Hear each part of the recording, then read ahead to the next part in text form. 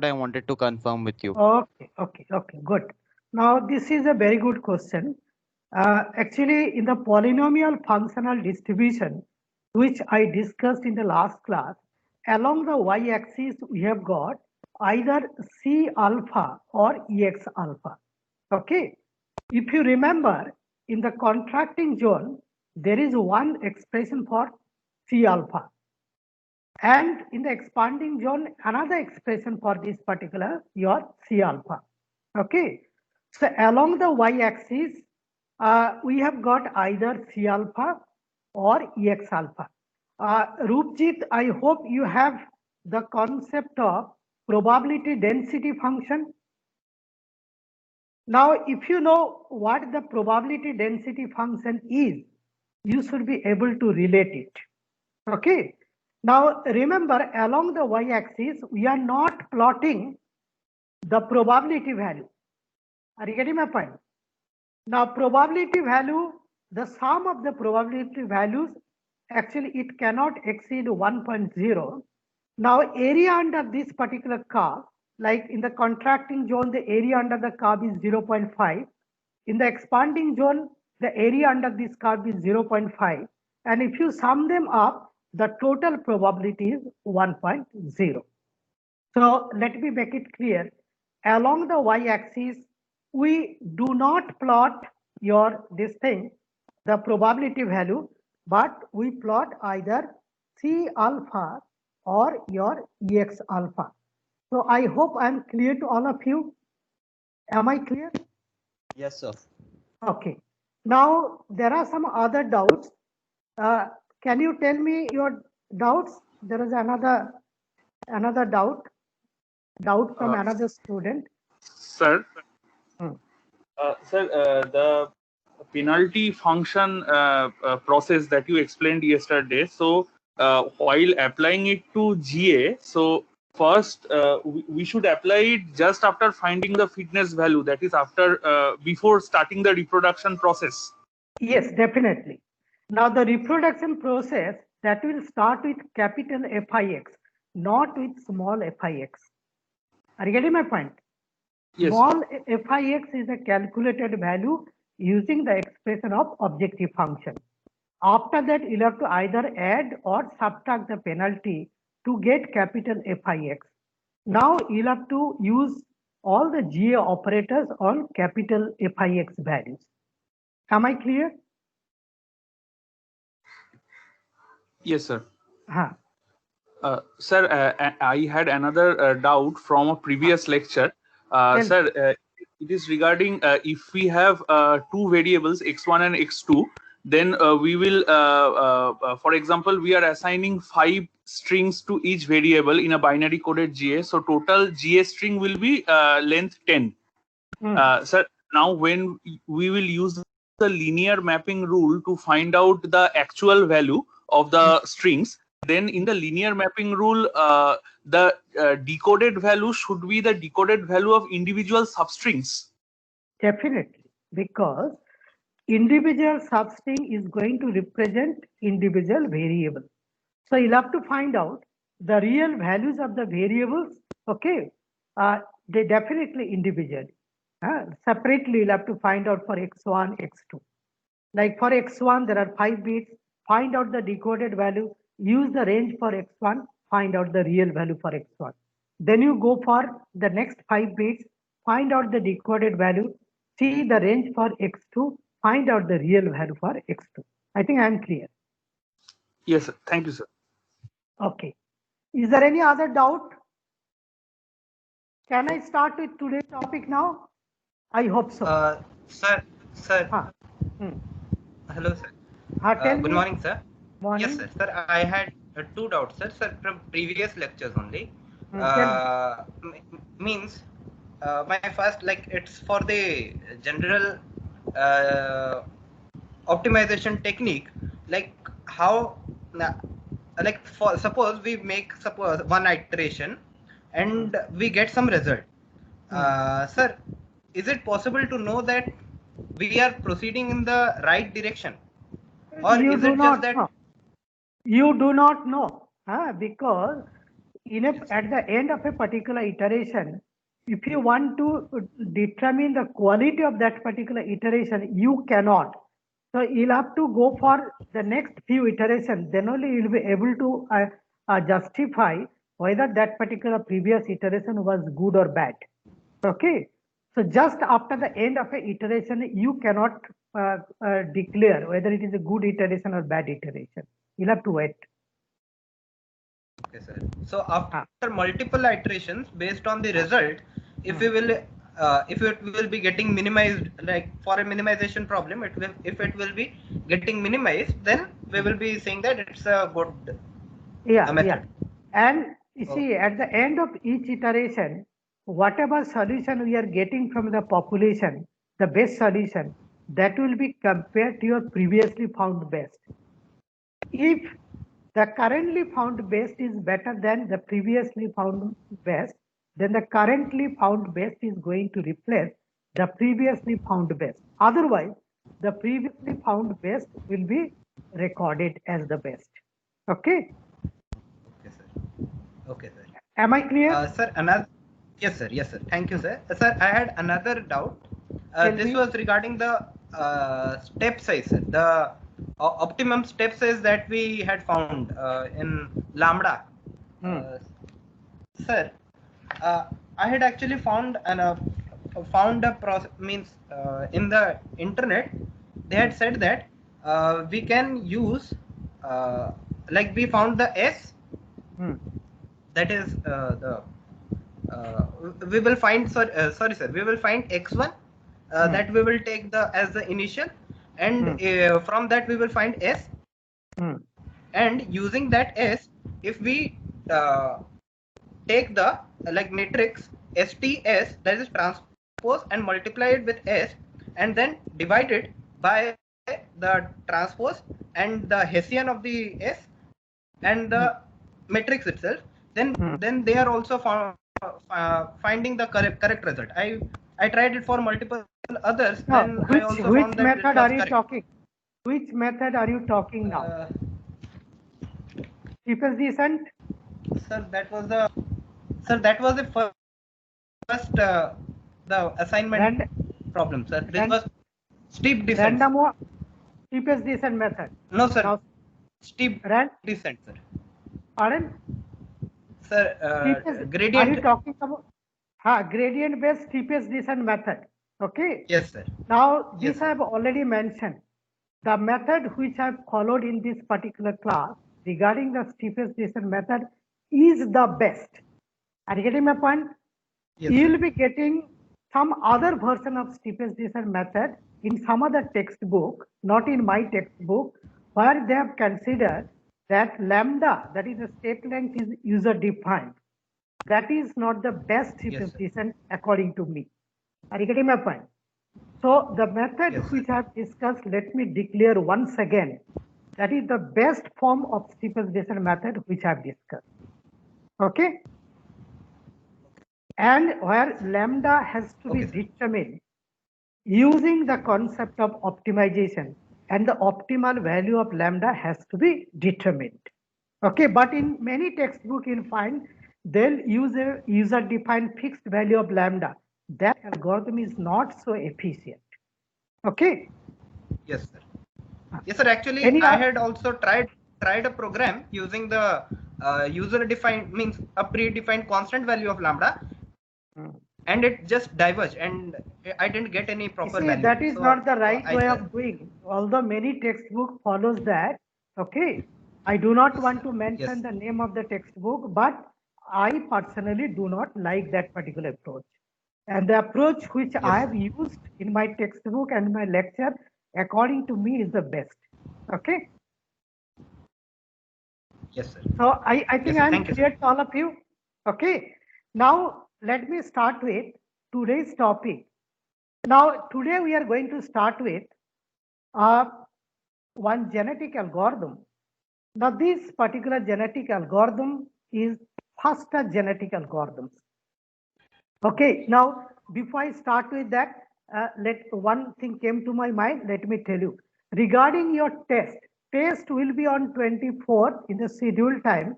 we are going to start at 11. So 11 to 12 will be the test. And the syllabus of the test, whatever I will be able to cover up to 23rd, that will be the syllabus for your test. Okay. Now with this information, let me start with the new topic, that is FASTA genetic algorithm. Now you have seen that genetic algorithm is computationally expensive. It takes a large number of iterations to give you the optimal solution for a complicated problem. And sometimes it may take even a few hours or a few days time to give you the optimal solution depending on the complexity of the problem. Okay. Now supposing that you want to do some sort of optimization online. Okay. And this online optimization might be required, like if you want to automate a particular process. Supposing that I have got one manufacturing process or any engineering process, and I want to automate the process. Now, if I automate the process, there might be a requirement that I'll have to find out the optimal solution online within a fraction of second, so that you can use that particular optimal solution. Okay. Now, please put up your audio and video. Please put up your audio and video. So there could be a need for online solutions for the optimization problem. Now, if you need the optimal solutions online within a fraction of second, your conventional genetic algorithm is going to fail. For example, the genetic algorithm which we have discussed, like your binary coded genetic algorithm or simple genetic algorithm or say real coded genetic algorithm, okay, those genetic algorithms are going to fail. So we need one genetic algorithm which is very fast, and within a fraction of second, it will be able to yield either optimal or the near optimal solution. Okay. Now, how to get that type of faster genetic algorithm, that I'm going to discuss. Now, if you see the literature, there are a few genetic algorithms which are faster genetic algorithms. Okay. For example, say the first one I should mention is microGA. So microGA is actually a faster genetic algorithm within a fraction of second. So this particular genetic algorithm will be able to give you some near optimal solution. Now, the concept of microgenetic algorithm that was proposed by Krishna Kumar. He is an Indian settled in US. So he actually introduced the concept of your microgenetic algorithm. Now, this microgenetic algorithm is actually a binary coded genetic algorithm, but here to make it faster, we consider the population size is exactly equal to either 5 or 7. We generally do not go beyond 7. Okay. Say the population size is 5. This is the only genetic algorithm where we use the odd number of population size. Okay. Now here the population size, that is capital N, is kept equal to 5. This is an odd value. 5 is an odd value. Generally in all other GAs, we use population size is the even number, like 100, 500, 120, that type of thing. But this is the only genetic algorithm where we use odd population size. And very purposefully, this is kept equal to 5. Okay. Now let us see how can it maintain the balance between population diversity and selection pressure. Okay. So I'm going to discuss. So we select the random initial population of binary string of size 5. So capital N is equal to 5. Step 2, we evaluate the fitness of the string. All of us, we know how to determine the fitness values for the whole population. So there are 5 binary strings. So there will be 5 numerical values for the fitness. Supposing that I am solving one maximization problem for simplicity. Now what we do is we compare the fitness values of these 5 solutions which are there in the initial population and try to find out the string which is having the highest fitness in the population. Okay. Now the string which is having the highest fitness in the population will be marked as string number 5. Okay. Now this particular string number 5 will be directly copied to your mating pool. Once you have determined the initial population, next is you'll have to make the mating pool using the reproduction operator. So in the mating pool, from the initial population, the base string, whatever we got, whichever we got, that will be directly copied to your mating pool as string number 5. Okay. Now this principle is known as the elitist principle because the string which is having the highest fitness is the elite solution. It's a very good solution. And for this elite solution, I want to get a new population of string of size 5 by copying the base string of the semi-converged population. Now remember, I've already reached to the end of the first generation or the first iteration. That means after that particular crossover has been used and there is no mutation, so I'll be getting a population of solution at the end of your iteration or generation. So at the end of the first iteration or first generation, I'll be getting the population of solution. And in that particular population of solution of size 5, you find out the best.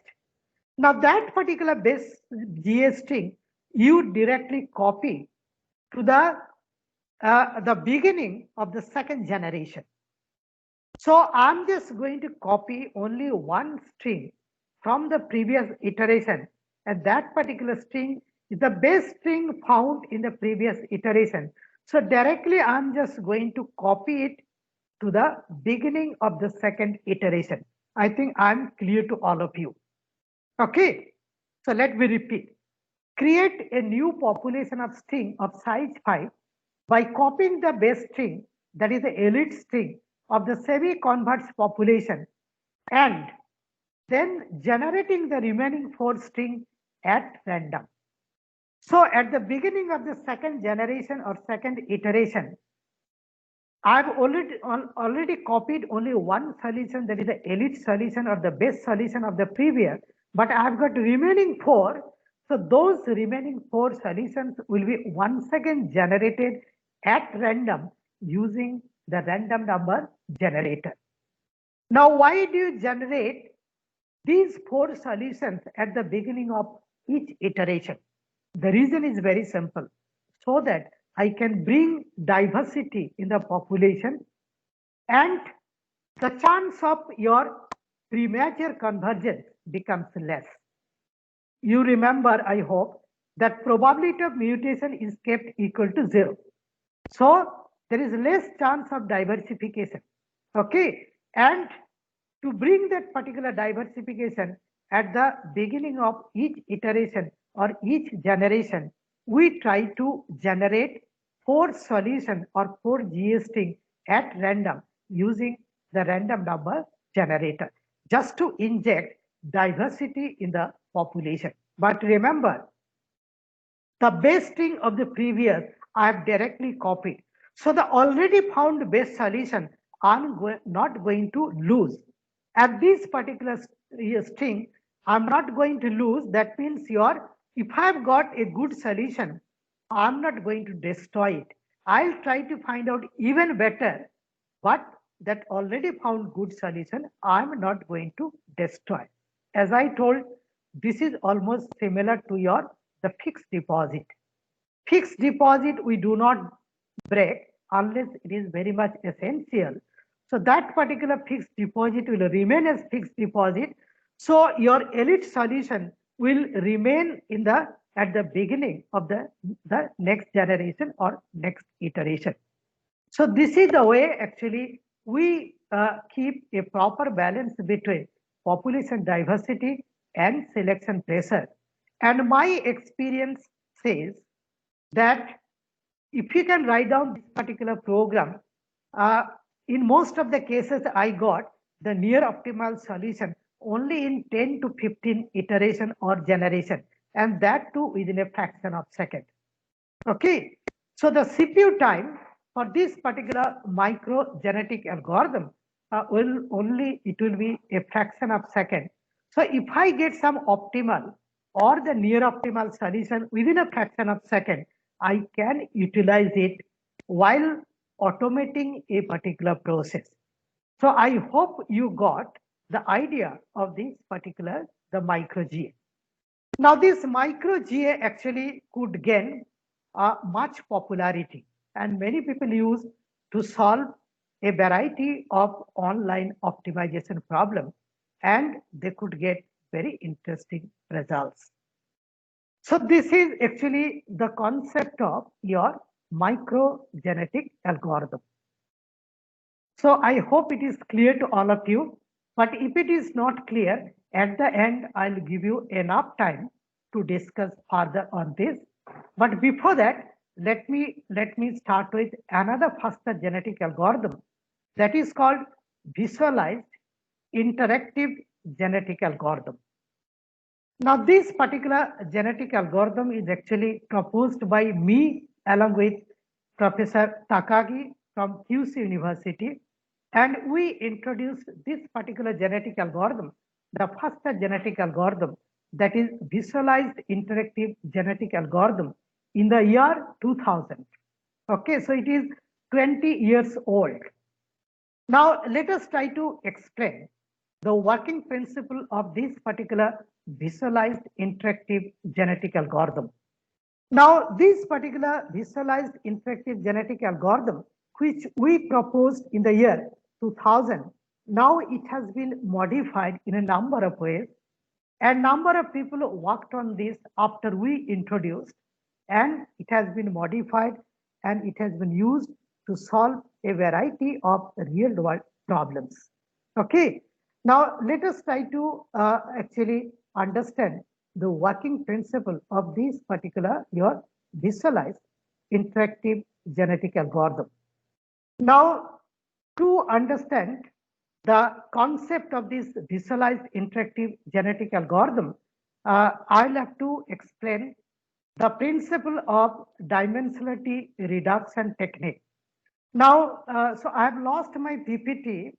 So let me once again get my PPT and I'm going to start again. But before that, I'll request somebody did something and my PPT went. Please do not repeat this particular mistake. I'm in deep trouble if you do like this, because once again, I'll have to disconnect my talk and I'll have to arrange the PPT and I'll have to start. Somebody did this particular mistake. Please do not repeat this particular mistake. Okay.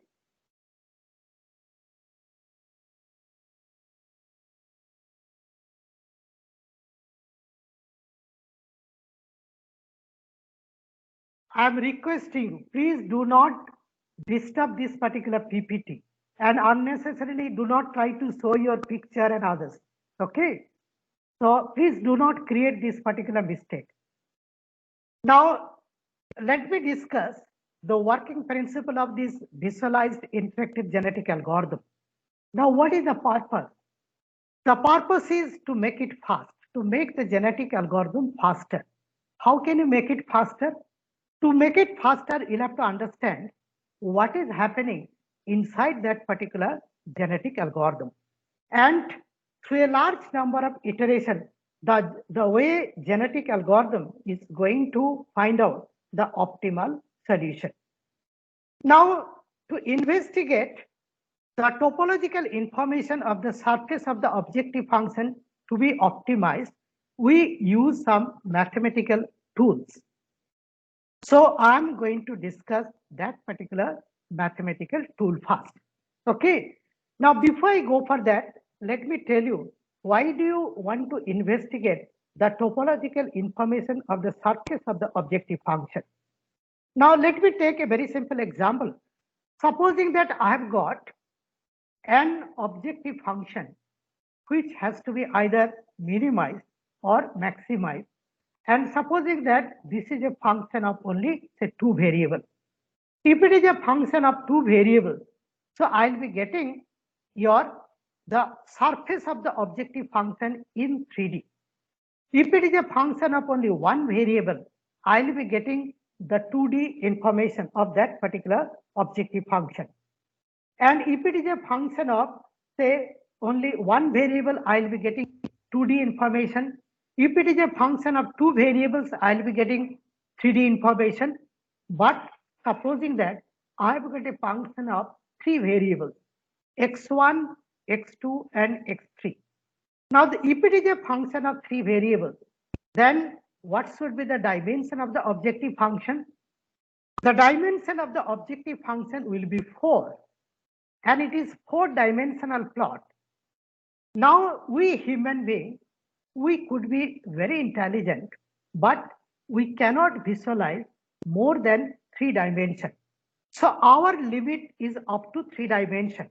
Nobody in the world can visualize what is there in 4th dimension. Okay, so this is our limitation. We may declare we are very intelligent, but nobody in the world will be able to visualize what is there in 4 dimensions. So our limit is only up to 3 dimensions. We can visualize in 1 dimension, 2 dimensions, only up to 3 dimensions. Okay, but your objective function is there in 4 dimensions or even more than 4 dimensions. Let me take a very simple example. Say I'm going to model or I'm going to optimize.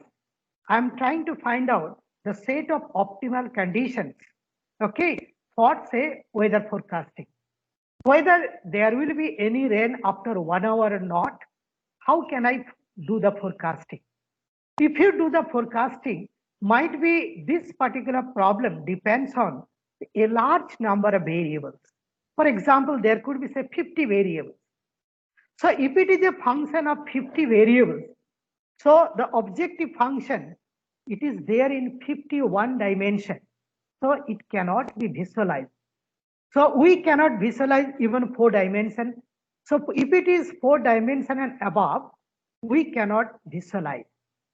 Then how can you say, how can you find out the direction of movement of the GA, which is working on higher dimension more than say 3 dimension?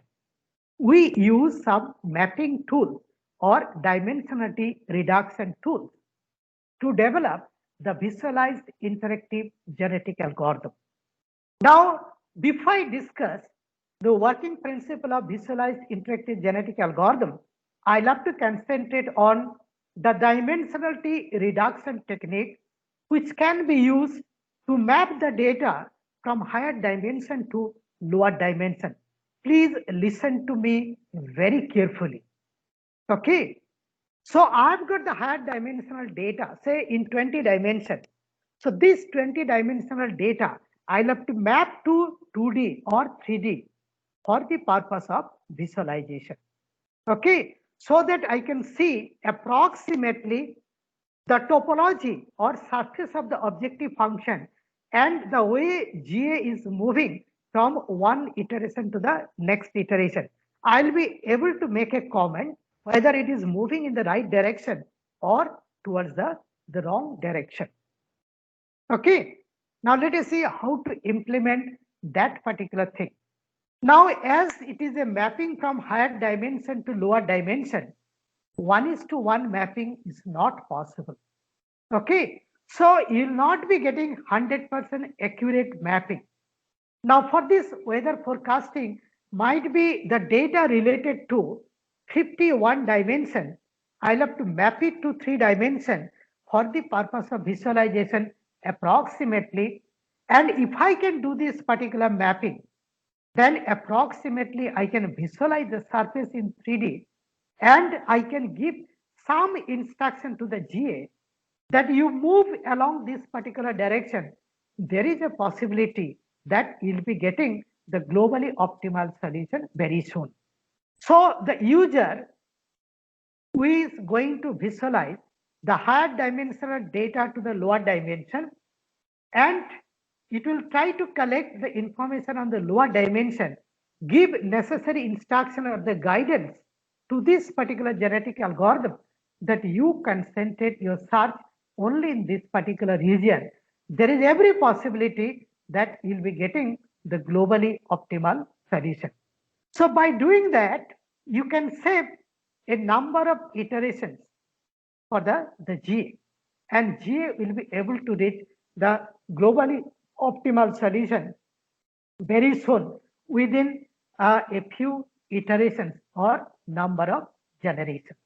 Okay, so our purpose is to develop this visualized interactive genetic algorithm, and so that we can accelerate the GA search, and GA will become consequently the faster one. Okay, and to implement that, higher dimensional data are to be mapped to the lower dimension approximately, because 1:1 mapping from higher dimension to lower dimension is not possible. Now, if you see the mapping methods, a huge literature is available on the mapping methods. Okay. Now, these mapping methods are classified into two groups. We have got the linear methods, we have got the non-linear methods. There are a few linear methods.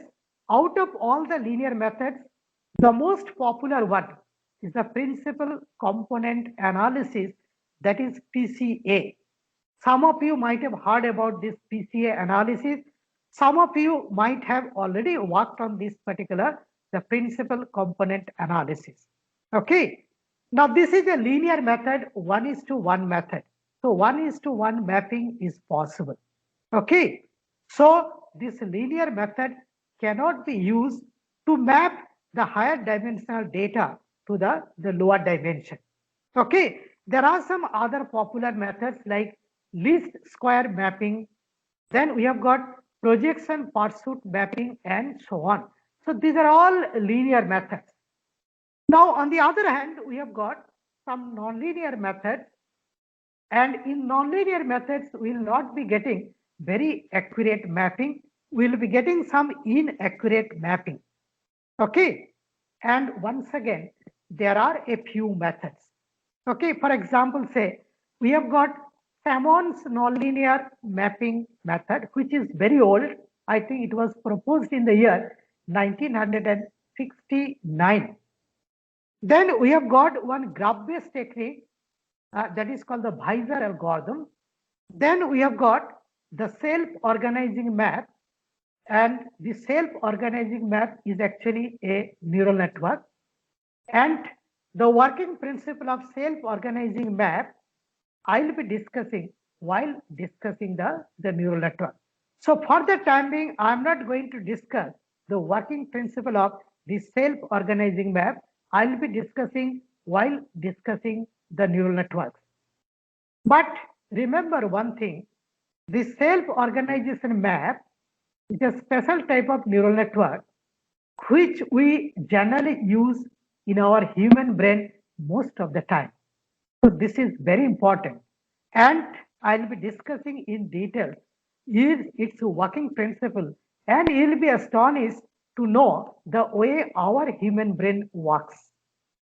Okay, you'll be too much astonished after knowing the working principle of our own brain. Okay, which I'll be discussing while discussing the neural network. Now, these are all nonlinear mapping. That means 1:1 mapping we cannot get. So I'm going to start with the Hammond's nonlinear mapping, which is very popular, but it has got its own merits and demerits, which I'll be discussing. After that, the graph-based technique, which is very fast but approximate, that I'm going to discuss, and self-organizing map I'll be discussing while discussing the neural network. Now, after discussing the working principle of these mapping methods, then once again I'll come back to working principle of visualized interactive genetic algorithm, and you'll understand its working principle, and you'll see that GA can be made faster. And at the end of that particular thing, I'm just going to tell you a few research direction, and you'll be astonished that was actually the starting point of discussing how to make intelligent optimization tool. And starting from there, one of my PhD students, who is also TA for this particular course, Amit Kumar Das, so he has started working in different direction to design and develop intelligent optimization tool. And he has proposed one tool, that is Bonobo optimization tool. So I will not be going up to that, but I'll give you the starting of that particular thing. The way actually my PhD student, he started working in that particular problem for his PhD. Okay, that was the starting in fact. Now this Sabor's nonlinear mapping, for the time being, let me try to concentrate. Now before I start, the first point which I want to say, that this is a distance preserving technique. Let me try to define what you mean by this distance preserving technique. Now these mapping methods could be of two types. It could be either distance preserving technique, or it could be your topology preserving technique. Okay. Now let me take a very simple example, and you'll understand the difference between the distance preserving technique and topology preserving technique. Now supposing that I have got 2 points, say point A, the tip of my finger, point B, tip of this particular finger. Okay, so point A, point B. I know, say in 3D space, the coordinate of your A and coordinates of this particular B. That means to represent A in 3D space, I need 3 numerical values. To represent this point B in 3D.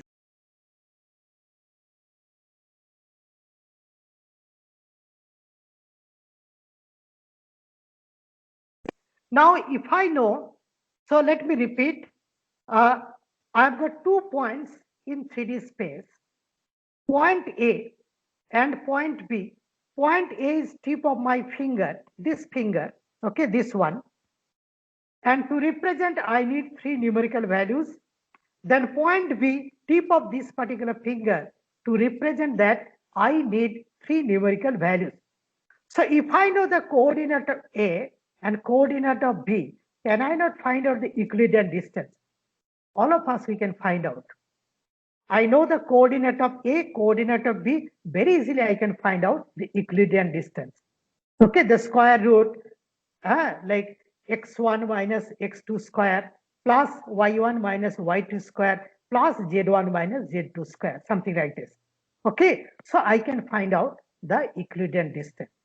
Okay, now supposing that I have got the Euclidean distance. Now the same Euclidean distance will remain valid if I just keep point A as fixed and the point B I move like this.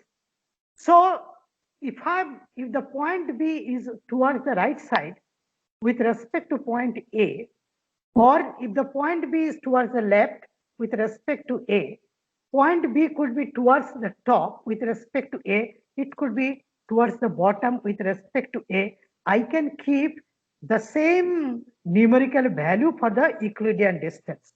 And in 3D, if it is a sphere, there could be infinite number of points lying on the surface of the sphere, okay, which will have the same Euclidean distance. Now, if I keep only the Euclidean distance, okay, but not its position, relative position or the topology, that type of mapping is known as the distance preserving mapping.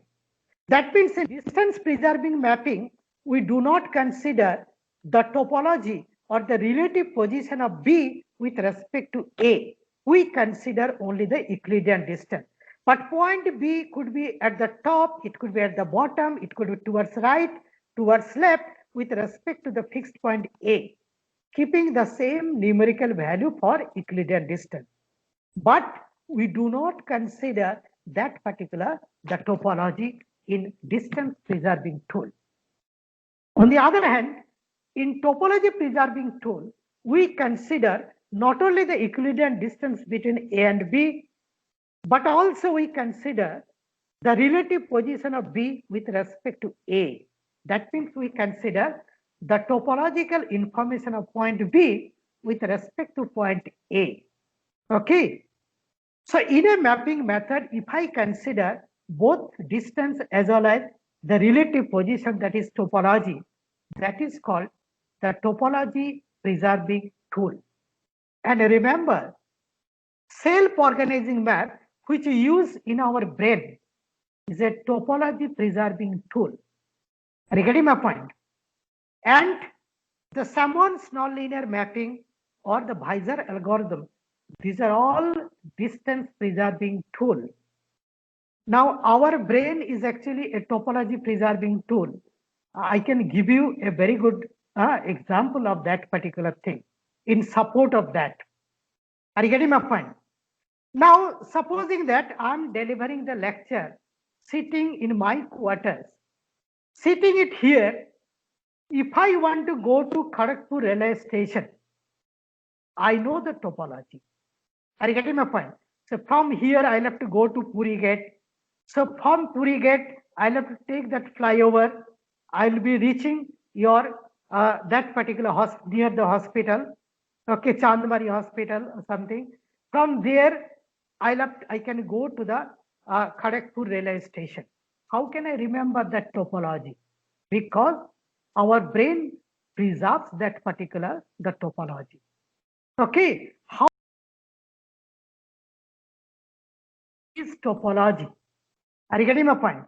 His topology of the face, topology of the structure, you can remember using your self-organizing map. That is why you can remember a person after 10 years, even if you did not meet during the last 10 years. Okay, so our brain is actually much more superior compared to all the mathematical tools which we have. Are you getting my point? So that particular principle I'll be discussing in much more detail whenever I'll be discussing the self-organizing map while discussing that particular your neural network. So for the time being, let me concentrate on Sammons nonlinear mapping, and this is a distance preserving technique. Now here in Sammons nonlinear mapping, we try to find out error in mapping. Okay, 100% correct mapping is not possible, particularly from higher dimension to lower dimension. And we try to find out the error in mapping, and that particular error we try to minimize using a gradient descent method or steepest descent method, which we have already discussed.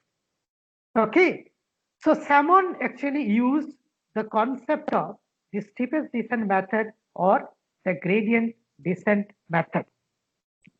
Now, what is the problem? The physical problem is we have got higher dimensional data, say L dimensional data, and we have got say capital N number of data, and those are to be mapped into 2D for the purpose of visualization. Now, let us see the graphical plot of this.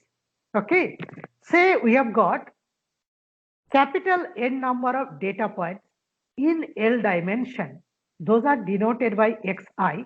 I varies from 1 to up to capital N. Okay, and how many numerical values are required to represent a particular point in LD space? I need capital L number of numerical values. For example, in 3D, if you want to represent, we need 2 numerical values. In 2D, if you want to represent, we need 2 numerical values and so on. So in LD, we need L number of numerical values to represent a particular point. Now these capital N number of higher dimensional data points ought to be mapped to either 2D or 3D.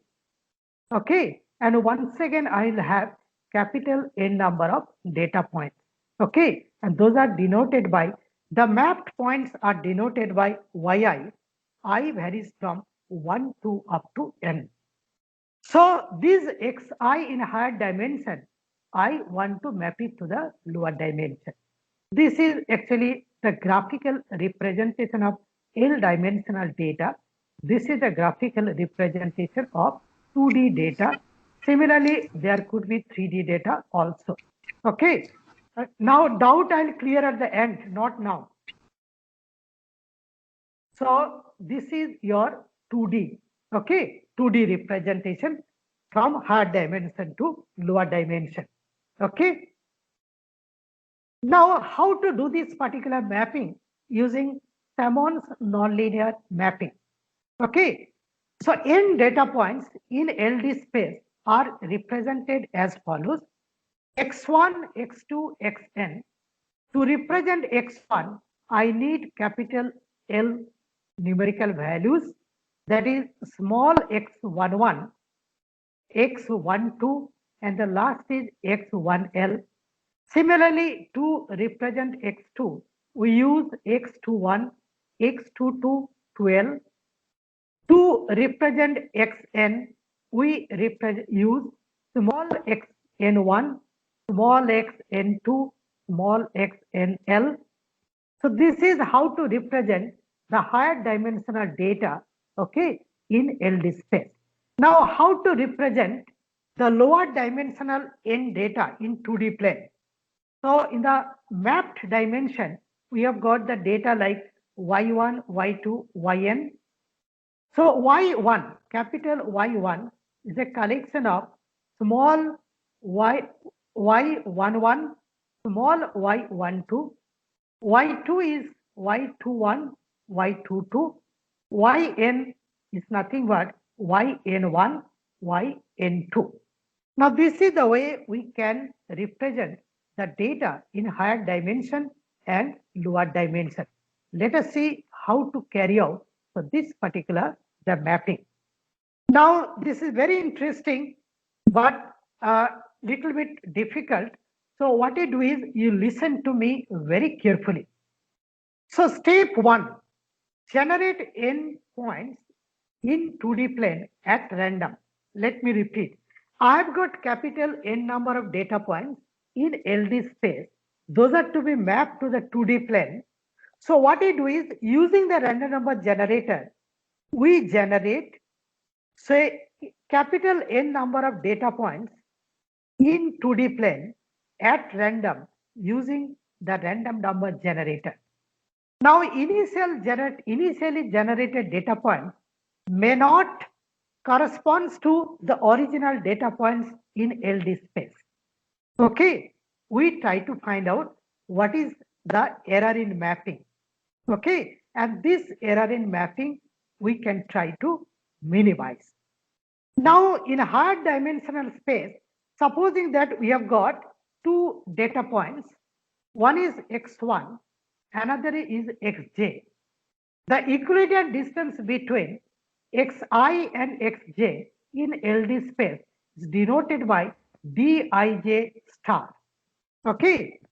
Similarly, the Euclidean distance between the corresponding two mapped points in 2D plane is nothing but yi and yj, and their Euclidean distance is denoted by dij. For perfect mapping, dij star is equal to your dij. Now here we are considering only the distance.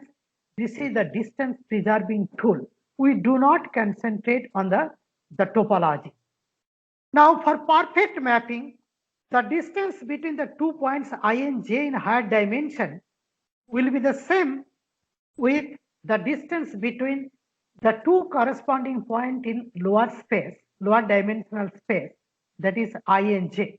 So xi lying in higher dimensional space and its corresponding point is yi. Xj is lying in higher dimensional space and its corresponding point in lower dimension is yj. I can find out the Euclidean distance between xi and xj, that is nothing but Dij star, and I can find out the Euclidean distance between yi and yj, and that is nothing but Dij. For perfect mapping, Dij star is equals to Dij, but this is a nonlinear mapping. So getting a perfect mapping is very difficult. So there will be some error. And the error in mapping, the way Salmon actually defined is as follows. Mapping error at mth iteration is denoted by em, that is nothing but 1 divided by c. C I will define here. Summation I equals to 1 to n. Summation j equals to 1 to n. I less than j. Then comes your Dij star minus Dijm square divided by Dij star, where C is nothing but summation I equals to 1 to n, j equals to summation 1 to n, I less than j, Dij star. I am going to explain each and every term used in this particular expression. Okay, now I have got n data points. Okay, say 1, 2, 3 up to n. Okay, so I can find out the Euclidean distance between 1 and 1, that is 0, 1 and 2, 1 and 3, 1 and 4, 1 and n. That I can write as the first row in a matrix. Okay, concentrate on the second point. The distance between 2 and 1, I can find out. 2 and 2 will be 0. Okay, then 2 and 3, there will be non-zero value. Similarly, I can find out 2 and n. You write down on the second row of the matrix. Go to the last point is n. So the distance between n and 1, I can find out some non-zero value. N and 2, I can find out dn2, non-zero value. Then n and 3, n and n will be 0. So I'll be getting one distance matrix. What is the dimension of that particular matrix? It is n cross n matrix.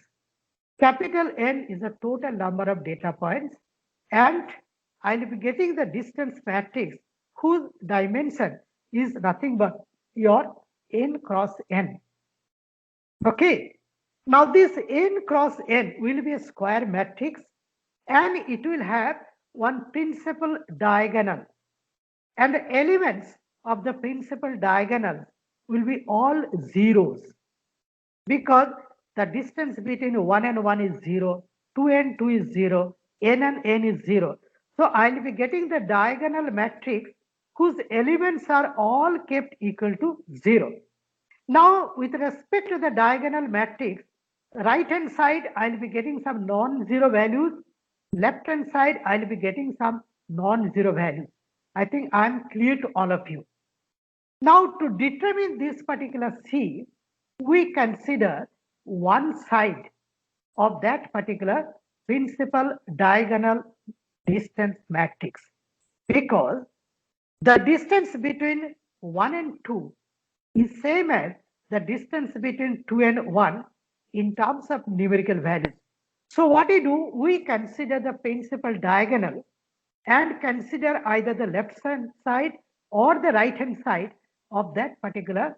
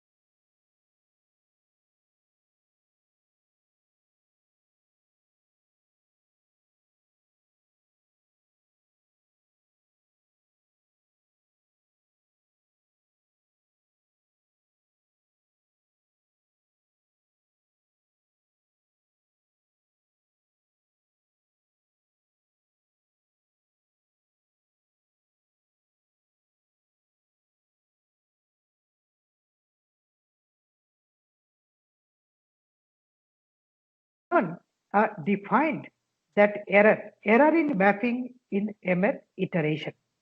Now, this error in mapping in mth iteration, he tried to minimize with the help of one algorithm that is similar to your steepest descent algorithm. Okay, so the mapping error is minimized using a steepest descent method, if you remember, which I've already discussed. And according to this steepest descent method, ypq m plus 1, m is the iteration number, is nothing but ypq m, mth iteration, minus mf is the magic factor. And this magic factor is what? That is nothing but the step length, if you remember. Then delta PQM, this is nothing but is your search direction. This is the gradient information. Okay, delta PQM is the gradient information, and that is calculated as follows. So this delta PQM is nothing but the partial derivative of E is this particular error with respect to YPQ, okay, divided by the mod value of the second order partial derivative. Okay, now this is actually optional.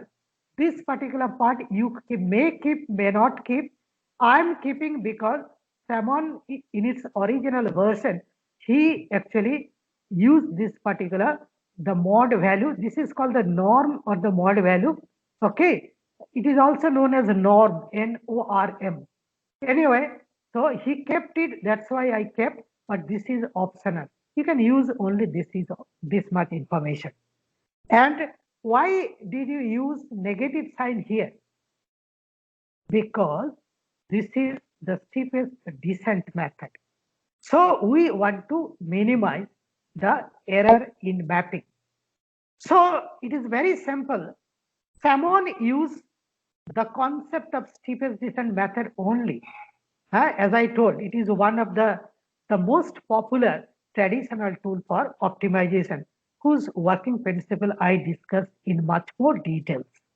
Okay, so he used the steepest descent method just to find out the updated values for this YPQ iteratively, and magic factor MF is nothing but the step length.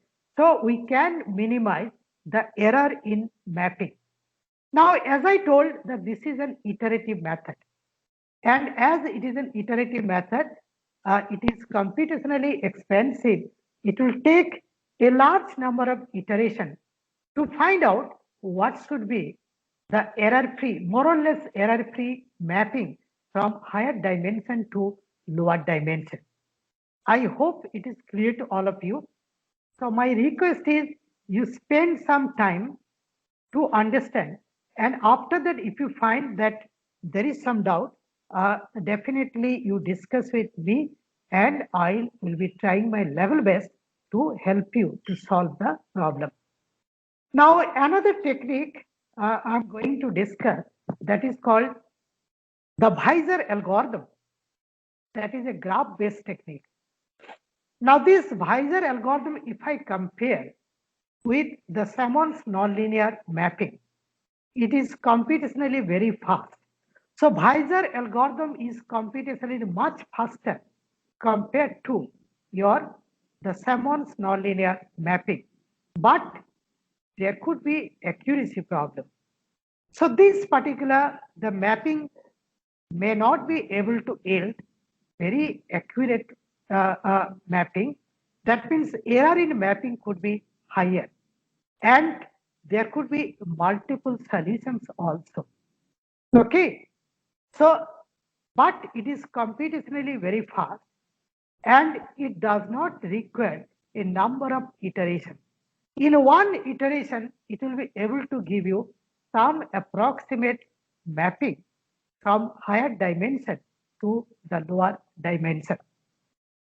Now let us try to understand the working principle of this particular, the Weiser algorithm. Now, once again, the problem is the same. That is the problem of your L dimensional n data points, and these data points are to be mapped to the 2D plane, okay, approximately. Now let us see how to do this particular mapping using the Vizor algorithm. The same problem, but here I'll be moving very slow because this method is a little bit more difficult to understand. Okay, so I'll be moving very slow. Try to follow. All of you, please listen to me very carefully. Don't confuse yourself that there are so many such drawings, how to understand and all such things. So initially, actually, what we had n data points in LD space. You forget about all such drawings. There are a large number of dots here, and those dots represent n data points in L dimension. Our aim is to do the mapping from L dimension to 2 dimension. Okay, and once again, I'll have to get n data points here approximately. Let us see how to get it. Okay, so here in higher dimension, I have got capital N number of points. Okay, now from capital N number of points, so how to get capital N number of points in 2D plane? That I'm going to discuss. Now let us see the steps to be followed, and once again I'll be going back to the figure.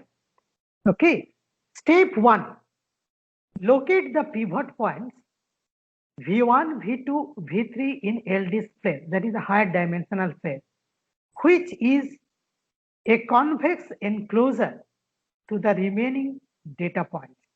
How to select this particular V1, V2 and V3? Let us go back to the figure. You see, I have got n number of data points in LD. So these are the pivot points, the V1, V2 and V3. Now how to determine this V1, V2 and V3 approximately? To determine the pivot points V1, V2 and V3, the first thing we do is we try to find out the centroid point that is denoted by M. So M is the centroid point of all capital N data points in higher dimension. How to get it? How to get the coordinate of this particular centroid? It is very simple. So these data points are in L dimension. So to represent a particular point, I have got capital L number of numerical values for each of the dimension. For each of the dimension, I have got L dimension, so L numerical values, and I've got n data points. So you concentrate on the first dimension of capital N data points. Okay, how many numerical values you'll be getting corresponding to the first dimension and corresponding to n data points? I'll be getting a total of capital N numerical values. Okay, what you do is you add all the capital N numerical values corresponding to the first dimension.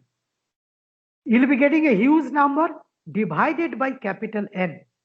That will be the average position corresponding to the first dimension of this centroid. Then you concentrate on the second dimension. Corresponding to the second dimension, I'll be getting once again capital N number of numerical values. You add them up, find out the average. That will be the second dimension of this particular centroid. Similarly, you find out the nth dimension of this particular the centroid. Okay, so you'll be getting this particular the coordinate of the centroid. I think I'm clear to all of you. I'll be reading those steps after some time. Let me tell you the method, then I'll be reading those steps. Now, once you've got this particular the centroid, okay, so one task is done. Okay, now this centroid is going to help us to decide the pivot points, that is V1, V2 and V3, With reference to that, or with respect to this pivot point, I will be doing this particular the mapping. Okay, what is the role of these pivot points? The role of the pivot points is almost similar to your referees.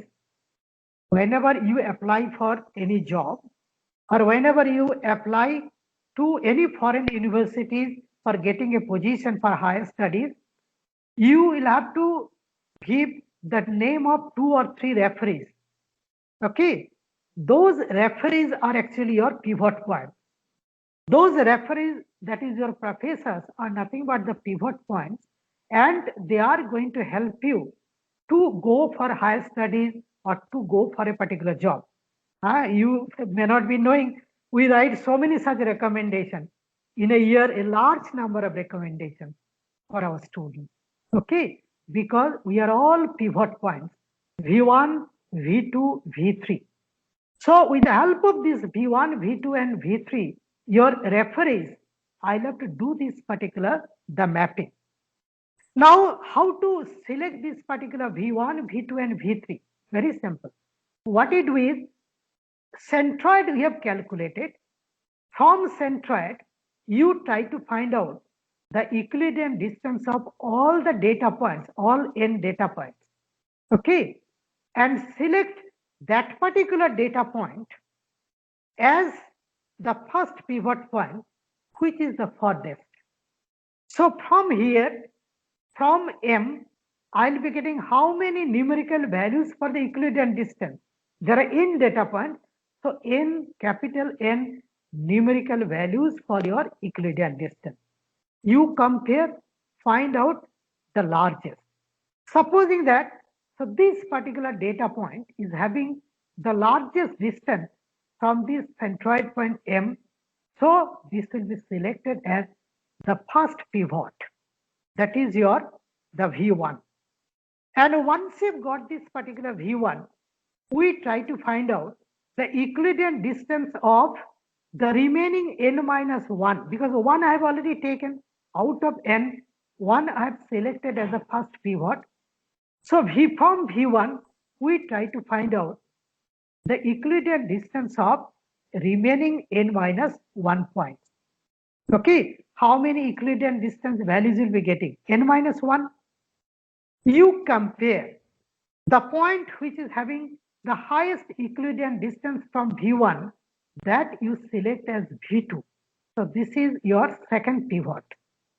Now you'll have to select the third pivot. How to select the third pivot? The third pivot point will be a point which is the farthest from both V1 as well as V2. Are you getting my point? So this V3 is actually your the third pivot, and that is nothing but your V3. So V1, V2 and V3, the 3 pivot points you'll be getting. Okay, I'll be reading those steps after I tell you the philosophy. Okay, so don't worry if you do not get 100%. Once again, your PPT file has been destroyed. Okay, so please wait. I'll have to reload the PPT and I'll restart. So might be after 5 minutes.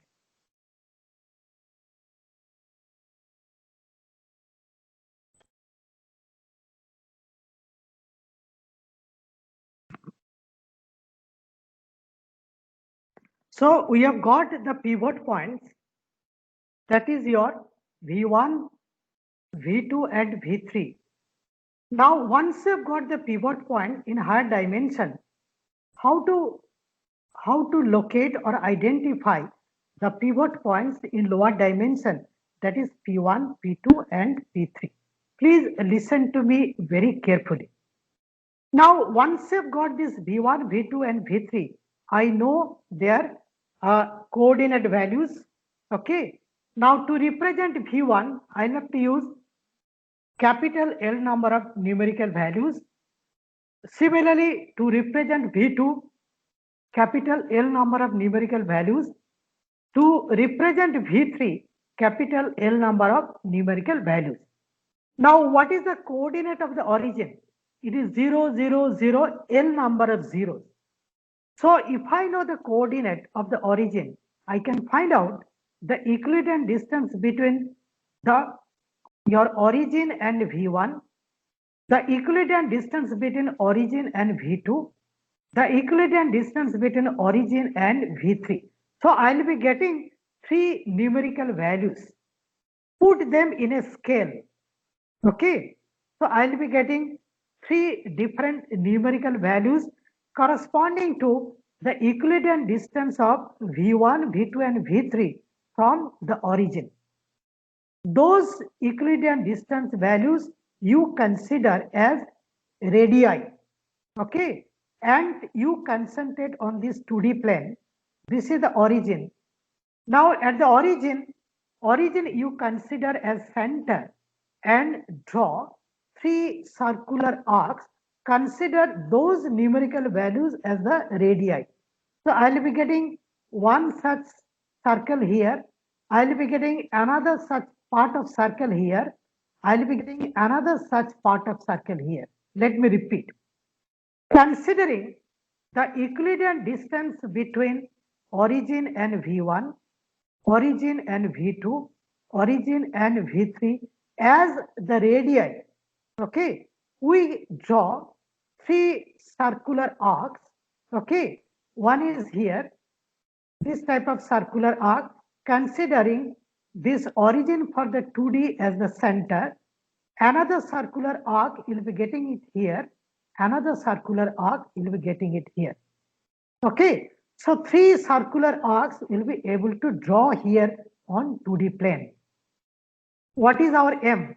Our aim is to represent this V1, V2 and V3 on the 2D plane. That means I'm trying to find out this P1, P2 and P3. Now here I'll be getting one circular arc. On the circular arc, we have got the infinite number of points. Any one out of those infinite number of points lying on the first circular arc, you select as P1. Okay. And once you have selected P1, P1 is going to represent V1 in lower dimension. Okay. Now, once you have got this particular P1, you determine the Euclidean distance between V1 and V2. You consider P1 as center and the Euclidean distance between V1 and V2 as the radius of this particular circular arc. So there are 2 circular arcs, they are going to intersect at this particular point. So you'll be getting P2, and that P2 is going to represent approximately that particular the V2. Now once you've got this particular P2, now you consider the Euclidean distance between V2 and V3 as the radius. Consider P2 as the center. You draw the circular arc. So 2 circular arcs are going to intersect at P3. So corresponding to this V3, I'll be getting P3. So corresponding to this V1, V2 and V3, I'll be getting P1, P2 and P3. Okay. Now all such things, whatever I discuss, I've written it in steps. I'm going to read it out and further discuss. Don't worry if you do not get 100%. Now once you've got the pivot points, that is P1, P2 and P3 in the lower dimension, then how to do the mapping? Now the 3 points I've already mapped, that is your V1, V2 and V3, and its corresponding point in 2D is P1, P2 and P3. So how many remaining points are there? It is n minus 3. Out of capital N points, 3 points I have already done the mapping. So we have got the capital N minus 3 data point. How to do the mapping for this N minus 3 data point? So what you do is, you consider a particular point, say point V, and this point I want to map it to the lower dimension. Okay, that means I want to find out P. How to find out? Once you've got this particular V1, V2 and V3, I can join V1 and V2 once by straight line. I can join V2 and V3 by a straight line, and from this particular point, you draw one perpendicular on V1, V2, draw another perpendicular on V2, V3. Okay. The moment you draw perpendicular, you'll be getting this particular point. Okay.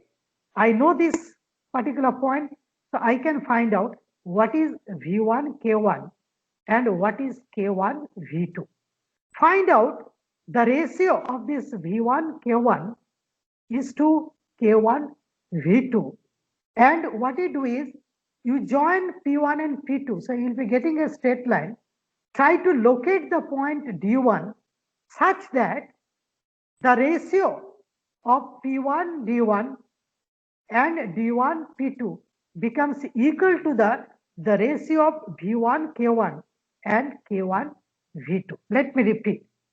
So you join P1, P2, try to locate the point D1 such that P1, D1 ratio D1, P2 becomes equal to V1, K1, K1.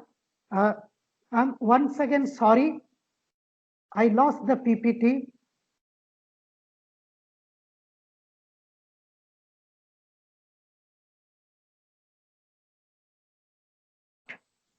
This particular, the point D1 on the line P1, P2.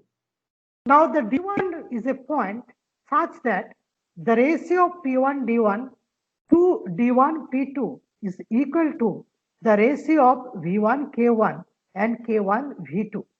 So I can identify this particular D1 on this P1, P2. Similarly, you try to identify the point D2 lying on the line P2, P3 so that the ratio of P2, D2 to D2, P3 becomes equal to the ratio of V2, K2 to K2, V3. So we'll be able to identify, so this particular K2 point as D2 point here, this K1 point as D1 point here in lower dimensional space. And once you've got this particular D1 and D2, you draw perpendicular to P1, P2 at D1, draw another perpendicular at D2 to P2, P3. These two perpendiculars are going to intersect at this particular point P. Now this P is approximately the point V. So point V in L dimensional space has been mapped to point P in lower dimensional space. Same thing you will have to repeat for the remaining n minus 4 points. And by doing that, so you'll be getting all such n points of higher dimension to the lower dimension.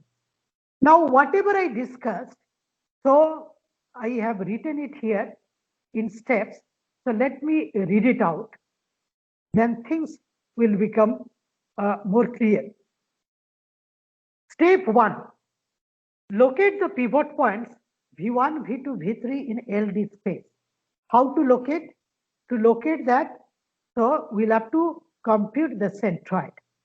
Compute centroid M of all the data points N in the original LD space.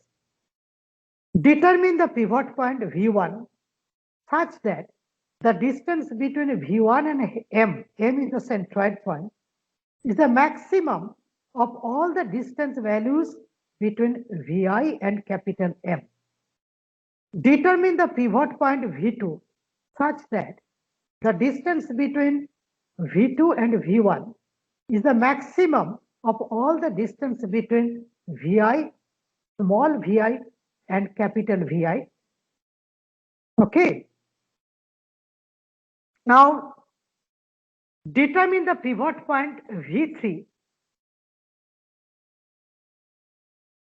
such that the distance between V3 and V2 is the maximum of the distance values between small vi and V2, and the distance between V3 and V1 is the maximum of all the distance values between Vi and V1.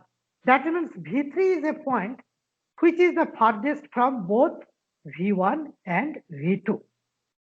And once you've got this particular V1, V2 and V3 in higher dimensional space, we are going to locate the pivot points P1, P2, P3 in 2D plane corresponding to the points V1, V2 and V3 respectively using the information of Euclidean distance. Step 3, mapping of the remaining n-3 points will be done as follows. And this method I have already told you. Say point V of LD space is to be mapped to a corresponding point in 2D plane. How to do it? Draw the lines V1 and V2 in higher dimensional space and V2 and V3. Draw two perpendicular lines from the point V to the straight line V1, V2 and V2, V3. Thus, the point K1 and K2 are obtained on the lines V1, V2 and V2, V3 respectively. Okay. So K1 point and K2 point you'll have to find out. After that, you locate D1 on the line P1, P2 in lower dimension such that, as I told, the ratio V1, K1, P1, P2. Similarly, locate D2 on the line P2, P3 so that V2, K2 ratio K2, V3 is equal to P2, D2 ratio D2, P3. So we are able to identify the points D1 and D2 on the lines P1, P2 and P2, P3. Draw perpendiculars at the points D1 and D2 to the lines P1, P2 and P2, P3 respectively. They will intersect at point P. So you'll be getting that particular the point in lower dimension, that is point P, corresponding to the higher dimensional the point that is your V. So I hope this is more or less clear to all of you. So my request is, you from the PPT, I'll upload the PPT after this your lecture is over, and I'll upload the video also. Please read it out. Okay, read it out. So there is every possibility today you read it out. Tomorrow at the beginning of the class, if you have any doubt, definitely there will be a few doubts. I'll try my level best to clear all the doubts. Okay. So for the time being, let me proceed further. Let me explain the working principle of visualized interactive genetic algorithm. Okay. But if you have any doubt, please do not worry. I'm there to clear your doubts. But before that, you read the PPT, try to understand this particular figure. If you cannot, you ask me, I'll try my level best to clear the doubts. But before you ask, please read at least once or twice, okay, the PPT. Then only things will be clear. Otherwise, simply by asking me, your doubts will never be clear regarding this, okay. Now, mapping is done in one iteration in Weiser algorithm. And as I've already mentioned, it is much faster compared to your Hammond's nonlinear mapping. Okay. Now, using this particular mapping, how to develop the visualized interactive genetic algorithm. Now, the self-organizing map, I'm not going to discuss as I told. Okay. This I'll be discussing while discussing the neural network. So I'm going to skip for the time being, but once again, while discussing the neural network, I'll be coming back once again to the self-organizing map. Okay. Now, using these mapping methods, what we did, so this is actually one test function. Most probably this is the Schaeffer's test function. Okay. This is a higher dimensional test function. So what we did, you can see the mathematical Schaeffer's F1. This is the Schaeffer's first test function. You can see that here I varies from 1 to n. summation I varies from 1 to 4. That means you are here also 1 to 4. That means this is in 5 dimension. Okay. Now 5 dimension data we cannot visualize. You can see this surface plot approximately, but we are unable to visualize properly. And we generated 1000 data at random lying on this particular 5 dimension surface. Okay. And those data are mapped to 2 dimension for the purpose of visualization using Simon's nonlinear mapping. These are the data which we'll be getting. Those data are actually lying on the 5 dimensional surface of the Cepheus F1. And approximately those are mapped to 2 dimension using Simon's nonlinear mapping. And this is the mapping using your Weiser algorithm. And this is the mapping using self-organizing map, which I have not yet discussed. Now you see, the higher dimensional data can be mapped to the lower dimension. Okay, here it could be done very accurately. Here also it could be done very accurately. In fact, that is the best. Self-organizing map could give this particular mapping. That is the best mapping. Okay, Weiser algorithm is very fast, that graphical technique, but accuracy may not be so much good. Here all the data points are clubbed together, so we cannot visualize, we cannot find out the difference among the data points. But here the data points are well distributed. Here the data points are well distributed. So in terms of quality, self-organizing map could give the best mapping, followed by Simon's nonlinear mapping, and Weiser algorithm, the mapping information was the worst. But Weiser was computationally the fastest. Once you have got this, now we could develop the principle of this visualized interactive genetic algorithm. Now it is very simple. The genetic algorithm is working on higher dimensional space, say L dimensional space. So it is in L plus 1 dimension. The objective function is in L plus 1 dimension, which cannot be visualized. So for the purpose of visualization, GA is working on L dimensional objective function, or L plus 1 L dimension objective function. So this LD data is mapped to 2D using the method like Weiser algorithm, self-organizing map, or Simon's nonlinear map. So approximately you'll be getting the information on 2D. On the computer screen, you'll be getting a number of data points. Okay. Now this was implemented by us using the OpenGL.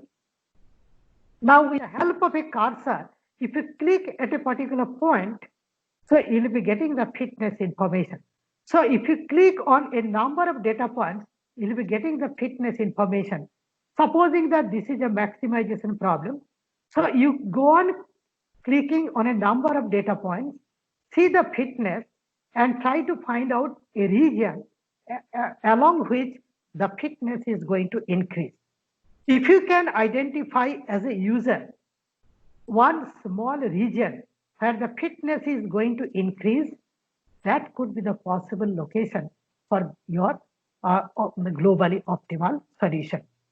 Now, once you've identified, once the user has identified a small region of the approximate objective function space where the values of the fitness are going to increase, you give this particular information to the GA that you concentrate your search only on this particular region. There is a possibility you'll be getting the globally optimal solution very soon.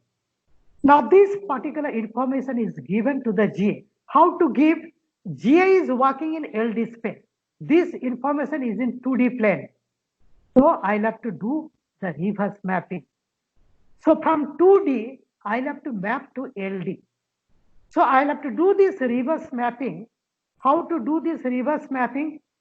To carry out this reverse mapping, so we use some lookup table. Lookup table is very simple. One in the matrix form. If this is the set of L-dimensional data, it's corresponding two-dimensional data. L-dimensional data, set of two-dimensional data.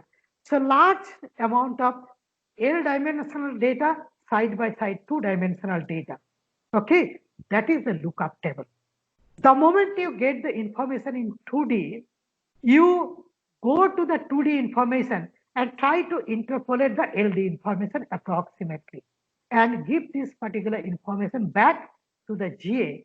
GA is working on the LD space.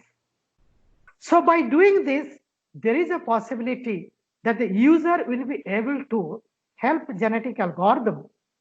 That means I'm using little bit of intelligence of the user and I'm trying to inject to the genetic algorithm to make it intelligent.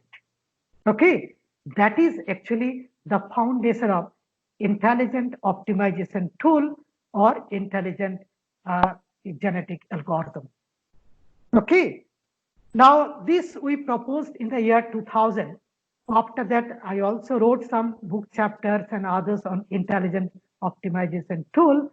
And there are some other things which we incorporated. Then my PhD students started working on that, and the bonobo optimization algorithm, the new algorithm that could be developed. Till now, we have developed up to single objective and multi-objective. Amit is still working on the many objective optimization using the bonobo optimization algorithm. So I hope a principle, how could we make the genetic algorithm bit faster by incorporating some intelligence to this particular the genetic algorithm. Now remember, so this is one step ahead, but that is not the last. There is no end of improvement. After that, some other things have been added, which I'm not going to discuss, to make the optimization algorithm more efficient. Now, we tested on a number of problems, on number of test function, some real world problem also. Okay. Now we could see that visualized interactive genetic algorithm was almost 5 times faster compared to your simple genetic algorithm, that is SGA. Now, with this, I'll conclude today, and I'll request you, all of you, that you read the PPT file. Whatever I discussed today, it could be little bit difficult to understand. And you listen to my video, which I upload after a few hours. Okay. Then if there is any doubt, towards the beginning of your next lecture, that is tomorrow, Saturday, okay, you first ask me all the doubts. I'll try my level best to clear your doubts. Then I'll start with the new topic. Okay, so don't worry at all. If you do not get 100%, it is a bit difficult. If you allow me to share my experience, this visualized interactive genetic algorithm, I took 6 months time to develop. So how can you say that you will be able to understand in 1 hour or 1.5 hours? Okay, 100%. So what you do, you read it out, note down all the doubts, ask me in tomorrow's class. I'll try my level best to clear your doubts. Okay. So let me stop here today. So we are going to meet tomorrow, that is Saturday at 12. Now, before I stop, let me tell you, the students of soft computing should not lose patience, because I am taking 5.5 hours lecture each week. So what I'll do is, my planning is such, the common topics, common to both soft computing and knowledge-based system, I'll cover first, I'll discuss first. After that, I'll make the class optional to the soft computing students. They may join, may not join. So once I finish the common syllabus to both the core UG and PG courses, okay, after that, I'll release the soft computing student. It is up to them. They may join the additional classes, may not. But let me first finish the portion which is common to both. For knowledge-based system, there will be some advanced topics.